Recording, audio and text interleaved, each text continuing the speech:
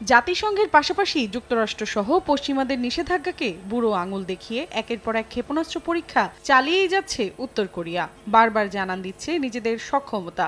Seoul কিংবা ওয়াশিংটনে আঘাত হানতে সক্ষম এমন ব্যালিস্টিক, ক্রুজ সহ নানা ধরনের ক্ষেপণাস্ত্র পরীক্ষাও চালিয়ে যাচ্ছে কিম প্রশাসন। উত্তর কোরিয়ার বেলুন কাণ্ডের মধ্যেই এবার ক্ষেপণাস্ত্র উৎক্ষেপণ করেছে পিয়ংইয়ং। বৃহস্পতিবার স্থানীয় সময় সকালে দেশটির রাজধানীর কাছে সুনান অঞ্চল থেকে পূর্বাঞ্চল লক্ষ্য করে 10টি স্বল্পপাল্লার ক্ষেপণাস্ত্র ছোড়ে উত্তর কোরিয়া। এক বিবৃতিতে বিষয়টি নিশ্চিত করে দক্ষিণ কোরিয়ার সামরিক বাহিনী।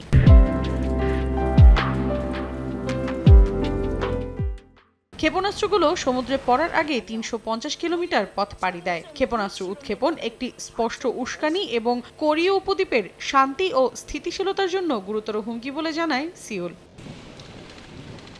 এ ঘটনার পরপর সামুদ্রিক নিরাপত্তা জারি করেছে জাপান। ক্ষেপণাস্ত্র উৎক্ষেপণের ঘটনায় তীব্র নিন্দা জানিয়ে জাপানের প্রধানমন্ত্রী ফুমিও কিশিদা জানান, ক্ষেপণাস্ত্রগুলো দেশটির বিশেষ অর্থনৈতিক অঞ্চলের বাইরে গিয়ে পড়ায় তাৎক্ষণিকভাবে হতাহতের কোনো খবর পাওয়া যায়নি।